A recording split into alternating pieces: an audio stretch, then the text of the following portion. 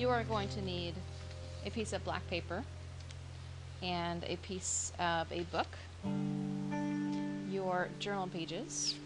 These ones are not stained with tea or coffee.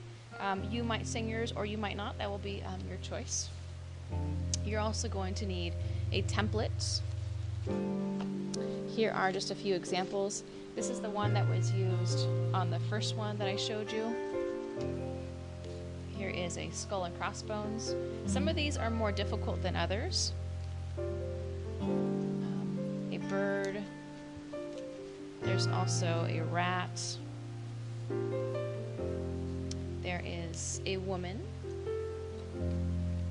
You can have, of course, these facing either way. It doesn't really matter. And then I have a cross.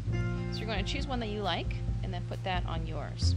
So what I'm going to show you, I'm going to do the cross one because that's one of the easier ones.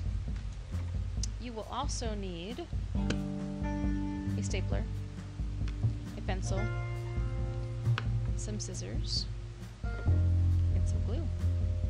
So the first thing I'm going to do is I am going to take my piece of black paper and fold it in half.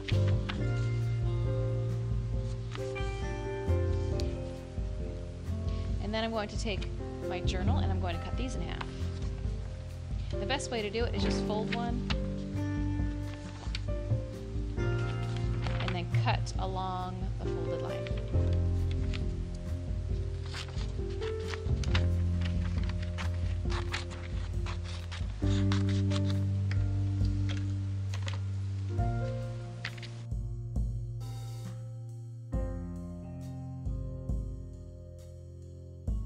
Next thing I need to do is I need to take my template. I need to decide where I want to put it on my journal. And I'm going to put mine on the right side because I like the way in the last one that when this part right here was torn out, it showed the student's name.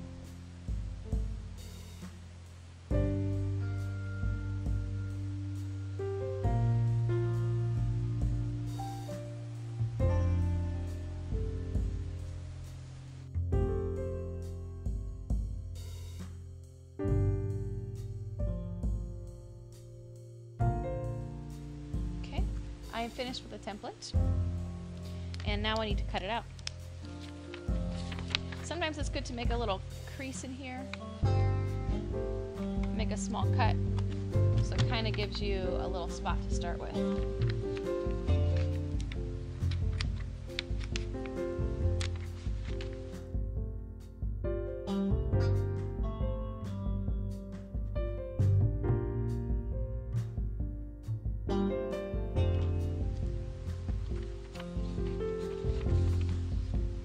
Okay, so I have the black parts cut out, as you can see there.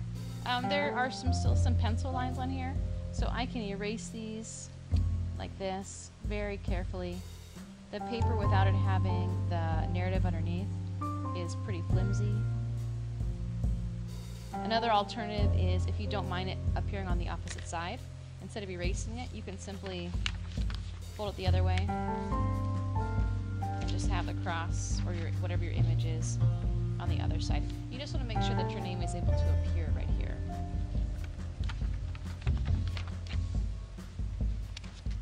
Okay, the next thing I need to do is I need to measure this so that it goes right underneath. I don't want the margin around here appearing, so I think the first thing I'm going to do is just cut that off.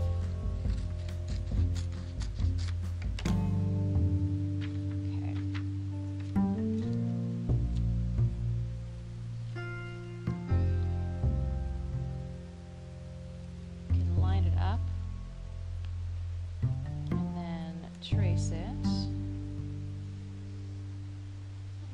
So that's the part that I'm going to be cutting off, right along that edge.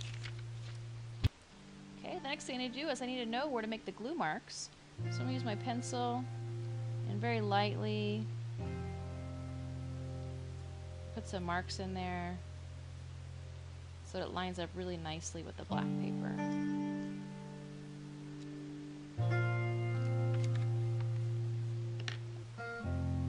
Glue You want to put very little glue. White glue works really well when you're using 2 pieces of paper.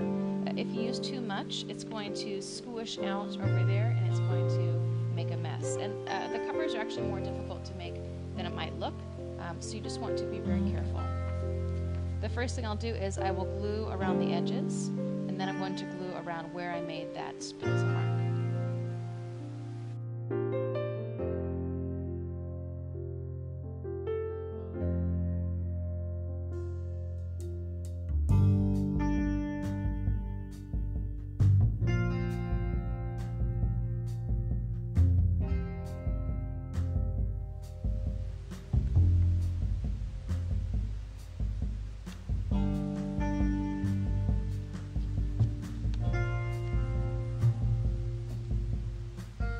At this point, you might need some tissue just to make sure that glue didn't escape. The next thing I need to do is I need to figure out where my name is going to appear here so that I can tear out the black paper. So I'm taking my journal, I'm going to put it underneath, like this, and all the way so that where this fold is, that's where the white paper meets. Just like that. Fold it down. And then I'm going to fold it up, and then wherever your name appears, I would make a little mark. So I'm going to go, I need to tear from here all the way to wherever your name begins. Okay, take that out. And then again, you just pinch it right between those lines and make a little cut. And then from here, just be very careful. It's going to take a few minutes for you to do this, but just go slowly.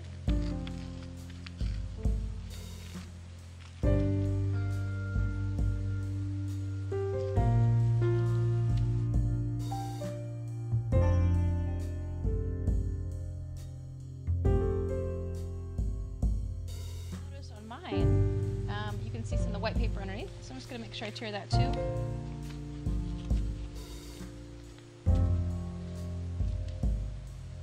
If I don't like it, I can also use my scissors to get any like last little pieces. Now I'm going to try to make sure my name fits under there the way I like. Looks like mine might be covered up just a little bit here, so I'm going to tear just a little bit more.